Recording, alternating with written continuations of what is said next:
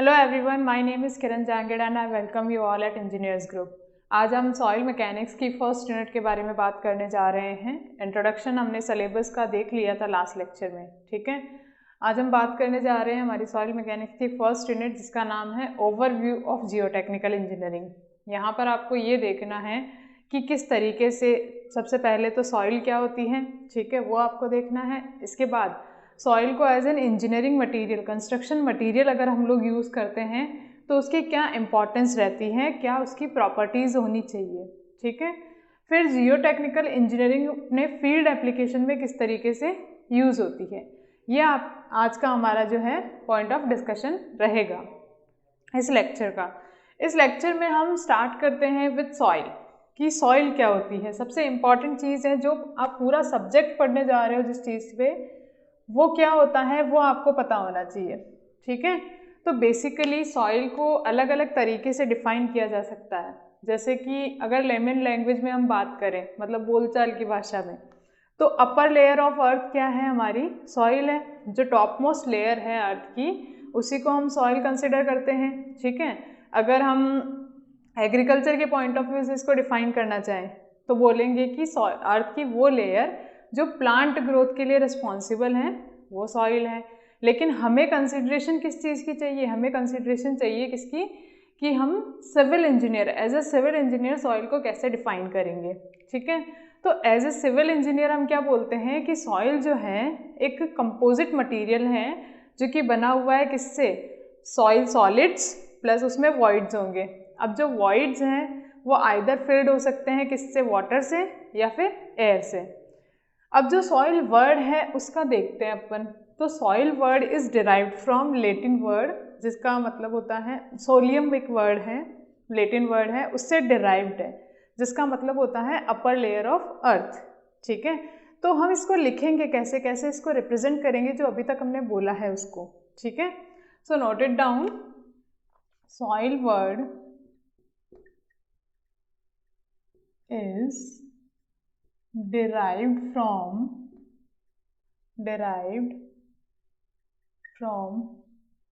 a Latin word solium, ठीक है। इस वर्ड से डिराइव्ड है ये, which means जिसका मतलब होता है upper layer of earth,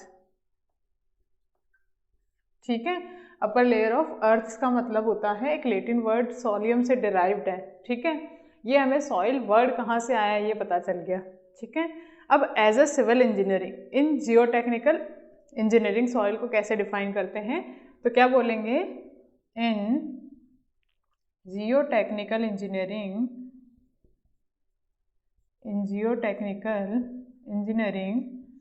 soil is defined as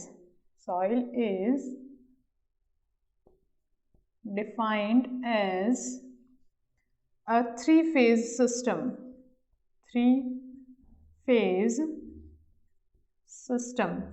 three phase system का क्या मतलब है कि तीन फेज इसमें प्रेजेंट है, तीन स्टेट ऑफ मैटर इसमें प्रेजेंट है, ठीक है। थ्री फेज सिस्टम फर्स्ट क्या है, comprising of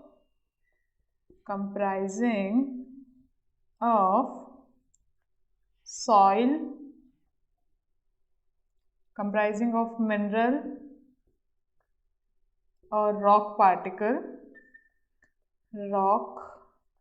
particles and water and air, ठीक है। अब देखो, ये जो वाटर एंड एयर है ये कहाँ पर है, water and occupies the where water and air occupies the void spaces between the mineral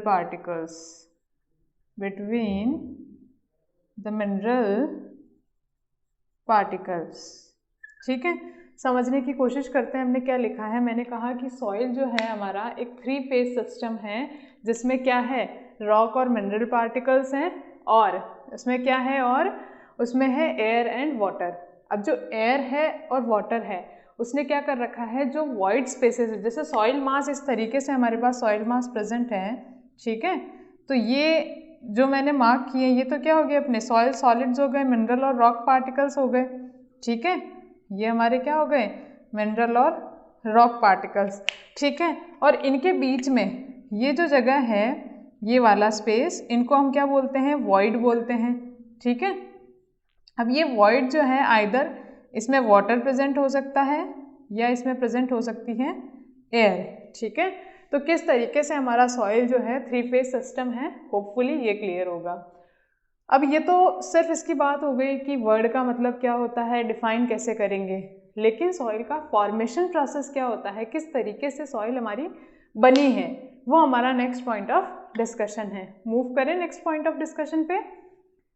क्या है नेक्स्ट पॉइंट ऑफ डिस्कशन हमारा, फॉर्मेशन प्रोसेस ऑफ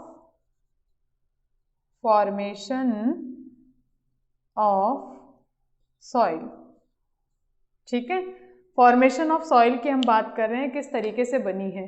तो जैसा कि मैंने आपको यहाँ लिखाया है कि सॉइल क्या है, रॉक पार्टिकल है। तो बेसिकली सॉइल क्या है, डिसइंटीग्रेटेड रॉक है, ठीक है। अब ये डिसइंटीग्रेशन जो हो रहा है वो किसकी वजह से हो रहा है, ये डिसइंटीग्रेशन हो रहा है किसकी वजह से, वेदरिंग की वजह से, ठीक है। वेदरिंग में जैसे आप बोल सकते हो कि जो पानी है वो फ्लो हो रहा है अगर, तो वो क्या करेगा, सॉइल रॉक पार्टिकल्स की, जैसे हम ये कंसीडर करें कि हमारे पास कोई रॉक है, ठीक है। अब क्या हुआ, यहाँ से पानी फ्लो हुआ, ठीक है। बचपन में एक कहानी हमने पढ़ी थी कि रस्सी जब बार बार कुएं से पानी निकालने के लिए यूज़ करते हैं तो पत्थर पे अपना निशान छोड़ देती है, इतनी कोमल रस्सी होके। तो यहाँ पे पानी अगर ऐसे फ्लो हो रहा है तो बहुत ही विग्रस फोर्स ये अप्लाई करता है यहाँ पर। तो यहाँ से क्या होता है, रॉक का डिसइंटीग्रेशन होता है इस तरीके से, ठीक है। और डिसइंटीग्रेशन को हम क्या बोलते हैं, इसको वेदरिंग की वजह से हो रहा है, ठीक है। तो बेसिकली सॉइल का फॉर्मेशन का प्रोसेस जो है वो वेदरिंग उसका मेन रीज़न है, बाकी इसका पूरा जियोलॉजिकल साइकिल होता है, उसको हम देखते हैं, ठीक है। तो किस तरीके से लिखेंगे इसको, the process of formation of soil, process of formation of soil is known as पैडोजेनेसिस, ठीक है। बहुत ही इम्पॉर्टेंट टर्म है पैडोजेनेसिस, ये आपको हमेशा याद रहनी चाहिए, ठीक है। पैडोजेनेसिस में देखो क्या होता है, मैंने ये टर्म लिखी है, ठीक है। इस टर्म में जो पैडोजेनेसिस है इसको हम 2 पार्ट्स में डिवाइड कर सकते हैं। पैडो का मतलब होता है अर्थ, ठीक है, एंड जेनेसिस का मतलब होता है ओरिजिन या बर्थ, ठीक है। तो बेसिकली सॉइल का ओरिजिन कहाँ से हो रहा है, अर्थ से हो रहा है, और इस सॉइल के ओरिजिन के प्रोसेस को हम क्या बोल रहे हैं, पैडोजेनेसिस बोल रहे हैं, ठीक है। अब जो डिसइंटीग्रेशन होता है रॉक का वो किस वजह से होता है, द डिसइंटीग्रेशन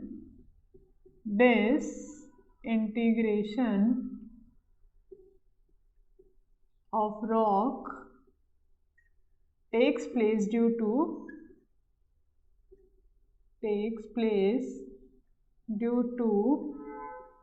weathering,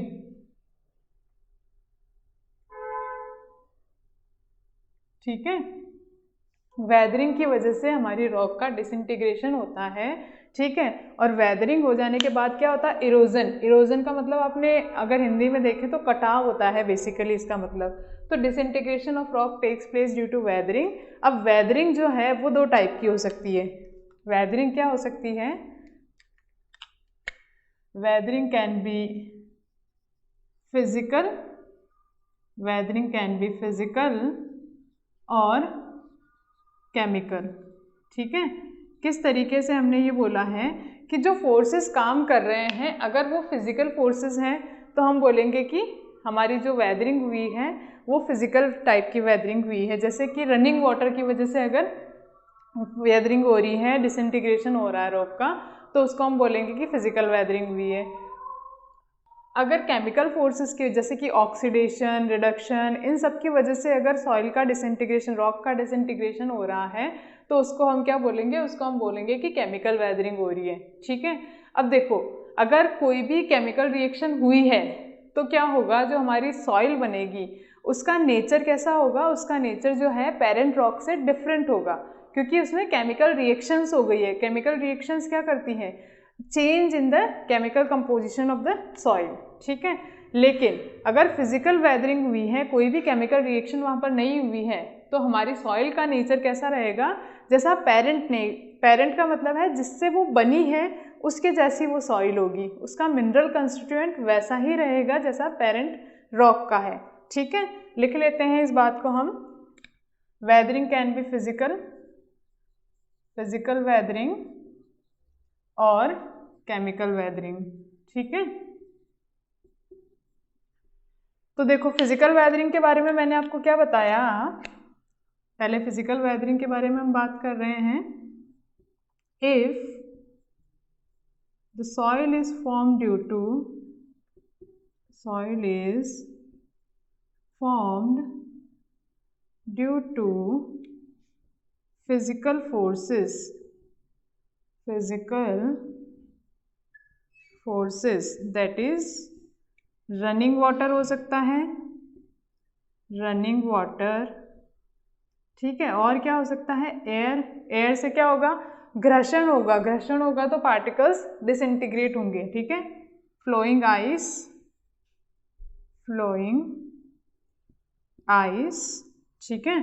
और क्या हो सकता है, ग्रेविटेशनल फोर्सेस, ग्रेविटेशनल फोर्सेस। ठीक है। दूसरा पॉइंट मैंने आपको क्या बताया कि the soil formed due to the mineral composition. ठीक है।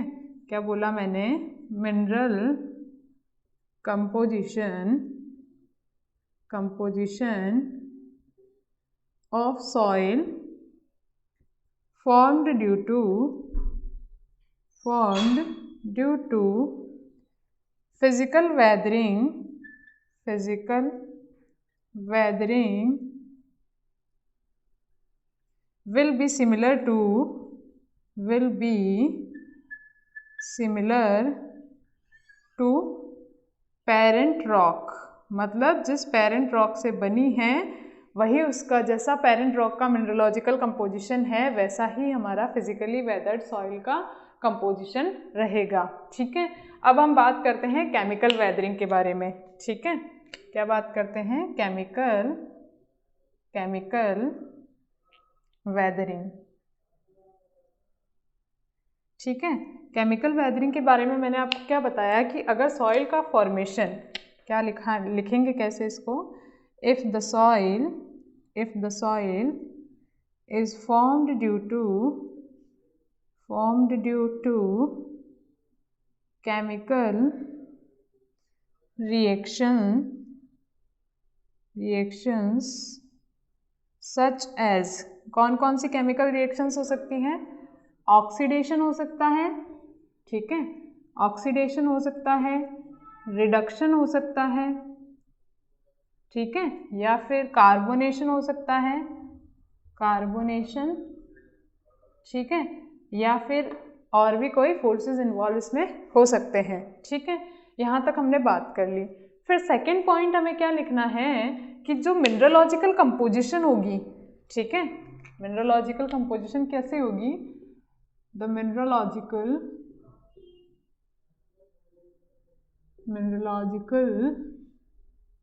composition of soil formed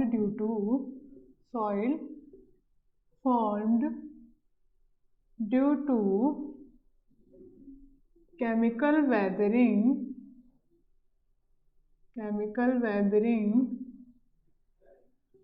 is different from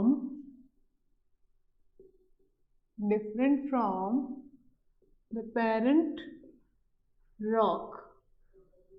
ठीक है, मतलब इसकी जो केमिकल कंपोजिशन होगी, मिनरलोजिकल कंपोजिशन होगी, वो क्या होगी, डिफरेंट होगी पेरेंट रॉक से। ठीक है, अब हम देखते हैं geological cycle of formation of soil. उससे हमारे पास देखो, यहाँ से हमारे पास दो टाइप की सॉइल आ गई। ठीक है, बहुत ब्रॉड क्लासिफिकेशन आ गया हमारे पास कि या तो सॉइल फिजिकली वेदर्ड हो सकती है या सॉइल केमिकली वेदर्ड हो सकती है। ठीक है, अब हम देखते हैं जियोलॉजिकल साइकिल ऑफ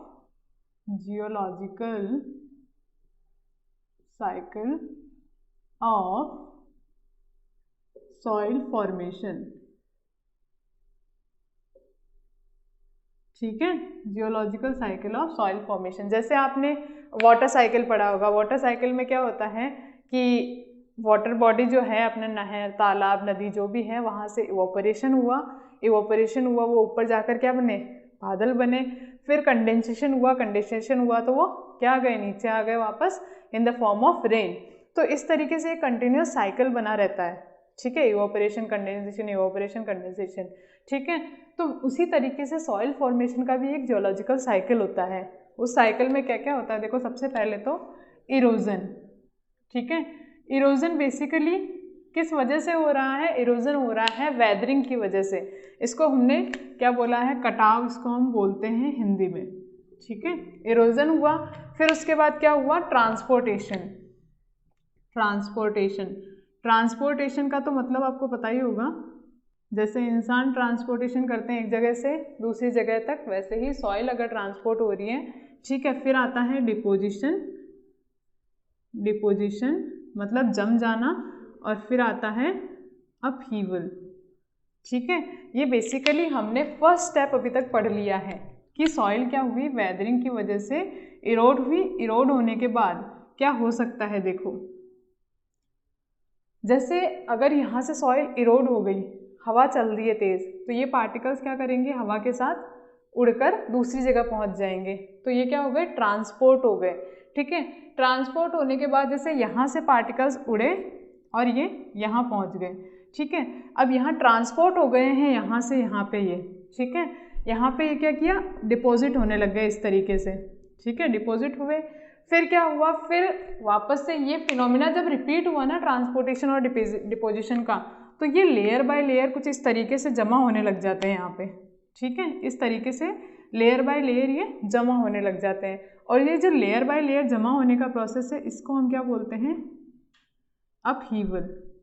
ठीक है, अपहीवल बोलते हैं। ये प्रोसेस समझ में आ गया। ये प्रोसेस क्या है, कंटिन्यूस प्रोसेस है, मतलब रिपीट होता रहेगा। ठीक है, साइकिल का मतलब ही क्या होता है कि एक के बाद दूसरा फिनोमेना कंटिन्यू चलता रहेगा। ठीक है, ये बात हो गई हमारी। उसके बाद हम बात करते हैं ट्रांसपोर्टेशन के बेसिस पे कि अगर वो सॉइल जहाँ बनी है वहाँ से दूसरी जगह चली गई, तब उसको हम क्या बोलेंगे, और अगर वो वहीं डिपॉजिट हो गई तब उसको हम क्या बोलेंगे, मतलब जहाँ से ये इरोड हुई ये वहीं डिपॉजिट हो गई, कोई यहाँ पर ऐसा फोर्स नहीं था जो इसको मूव करवा दे, उस केस में उस सॉइल को क्या बोलेंगे। तो यहाँ पर दो टाइप की सॉइल हमारे पास और आ जाती है। फर्स्ट आती है transported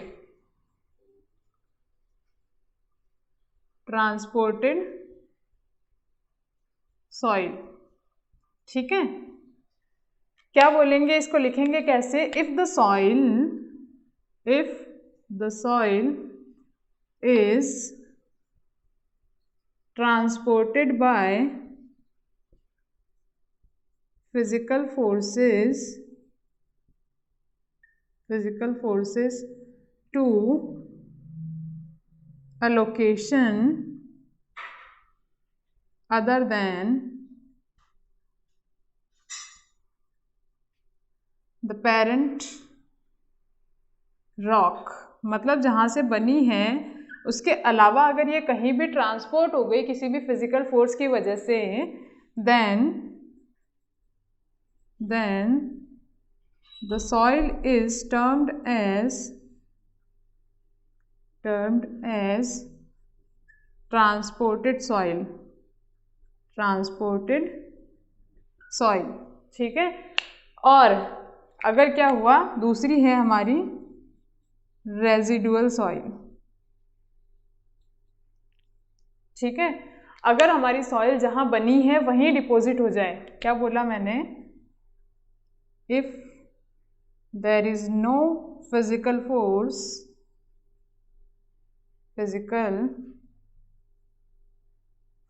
available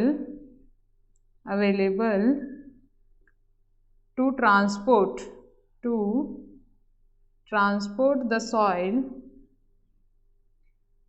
from where it is formed,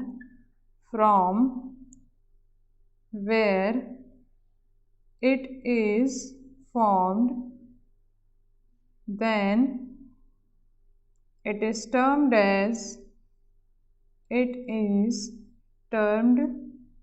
as residual soil. ठीक है।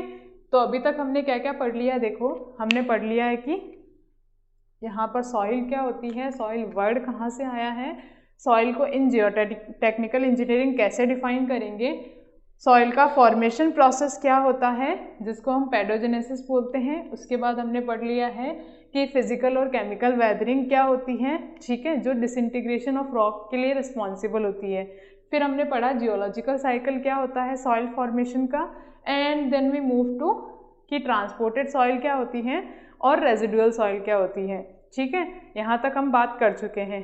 नेक्स्ट हम डिस्कस करेंगे टाइप्स ऑफ सॉइल को हम डिस्कस करेंगे। ठीक है, होपफुली आपको यहाँ तक कोई इशू नहीं हुआ होगा। ठीक है, स्टार्ट करेंगे नेक्स्ट लेक्चर, लेकिन उससे पहले have a nice day, thank you for watching.